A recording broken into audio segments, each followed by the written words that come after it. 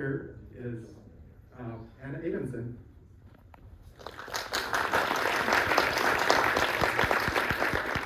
Good afternoon, my name is Hanna Adamson. I'm an undergraduate student researcher at Cal State Long Beach's Stingray and Butterfly Biomechanics lab, ran by Dr.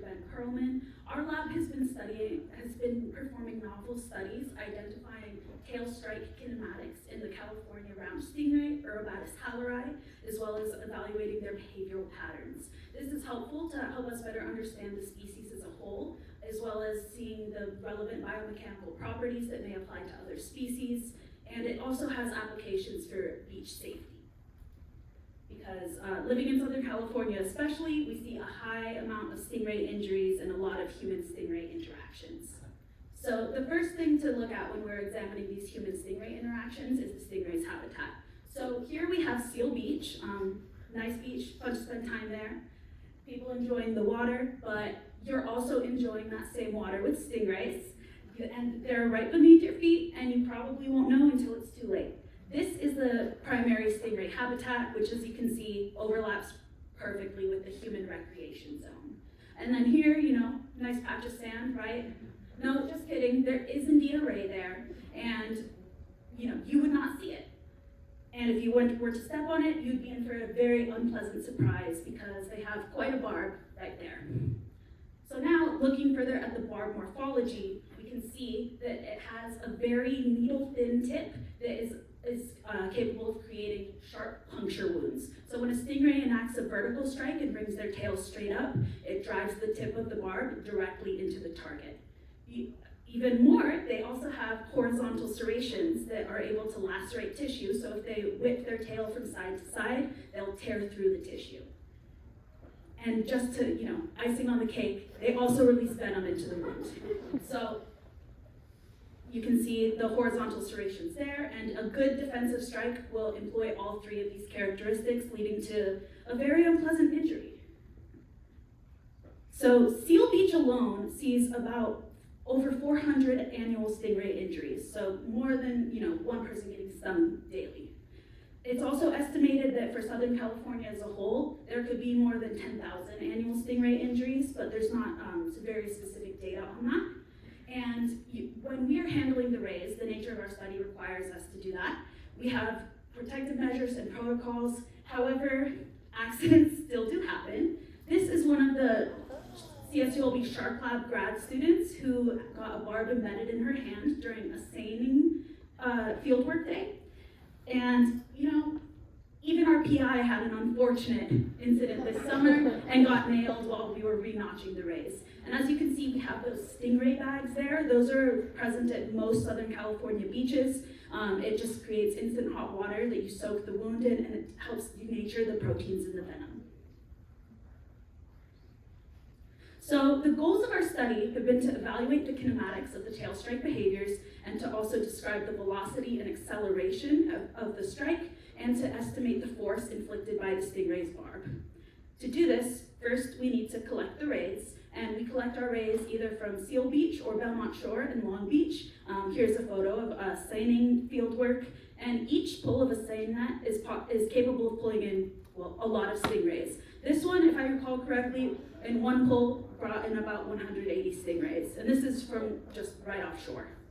So then we transport them back to our campus. We house them in mesocosms with rays of similar sizes. We have a broad size range of both males and females, and then we can begin our strike trials. So for that, we have what we call our pseudo-cadaveric force application device, aka the zombie foot, that we use to apply pressure to their dorsal surface and initiate a strike response. We do this in the corner of a tank that is partitioned off, and we have two Edgertronic high-speed cameras, one positioned dorsally and one laterally, that allow us to record the behavior at 500 frames per second and in 3 dimensions. Then we take this footage and we upload it to MATLAB, and using custom code, we are able to digitize the action and trace the points through space, and from there we can calculate the acceleration, velocity, and an estimate for force of the strike.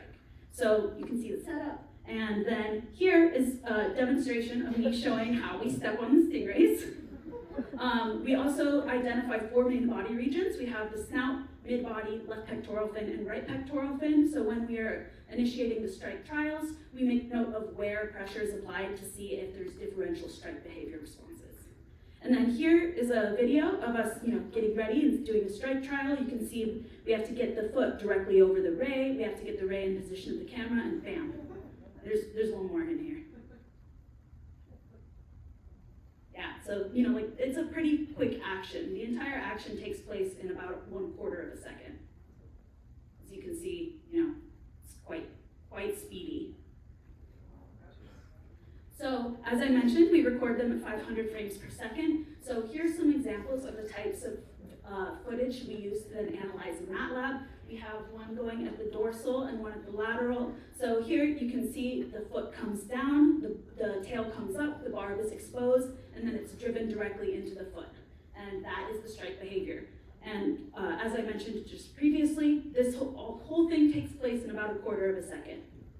From this, we've developed some velocity data showing that, I was just making sure it was up, showing that rays can generate on average about 1.5 meters per second for velocity. We have some gaps in this figure that we've since filled in because we have a larger size range. There's just ongoing data analysis, so this is the complete data that we have at the moment, but the other size ranges follow the same trend.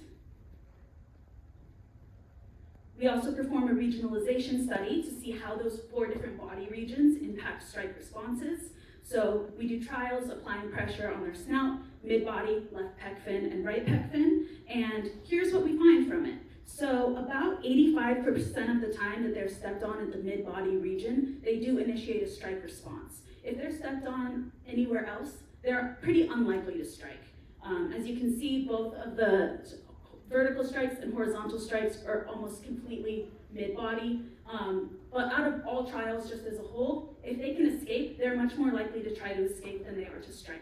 We also have that category of other, which is just, the rays are not feeling it and they just don't react. And here's a video of an example of what an escape looks like. Oh.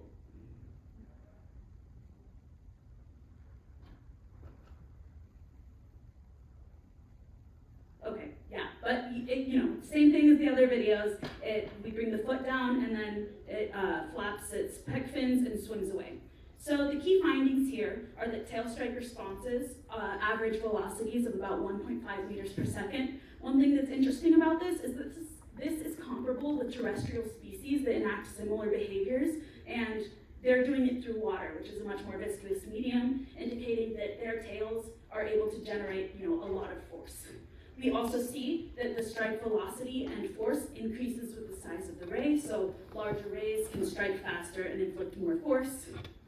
And that stingrays are most likely to be stepped on when pressure is applied to the mid-body region of their dorsal surface.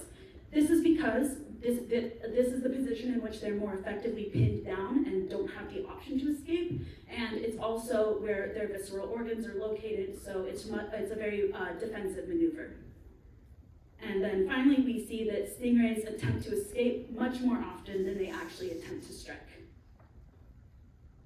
So, as far as beach safety applications, I'm sure some of you have heard of the stingray shuffle. So, does it work? In short, yes. If you're doing the stingray shuffle, you're reducing the likelihood of stepping directly on the ray's dorsal surface, which is when they're most likely to strike. So if you more so bump the ray, they're likely not going to try to strike, they're going to want to get away. So the stingray shuffle is one of your best options. If you're in waters, there are a lot of stingrays for preventing a sting. So for future directions of our research, we currently have a study going on where we're repeating the same process but with different sized feet to see how surface area impacts their strike response. My colleague Trinity will be speaking to you in a second about a materials testing study we've been doing to measure the force at which the barb causes a prototype material to fail, and this could be used to potentially make flexible, strike-proof footwear. And we hope to soon start doing electromyography studies. That's something that's in the works so that we can identify and describe the muscle activation processes of these strike behaviors. So with all of that being said, I'd like to thank our funding sources, I'd like to thank our other lab members and members of the CSULB Shark Lab who we've worked in close collaboration with. It's been a team effort and we really appreciate everyone who's made this possible. And with that being said, I'd like to open the floor to any questions.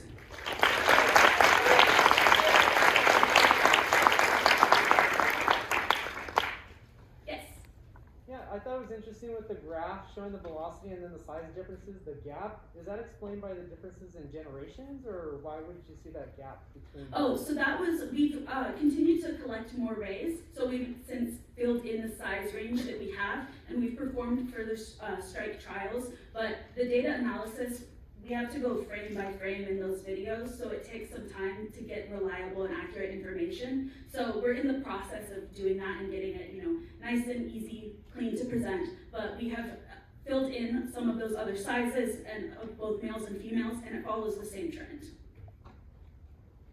Yes.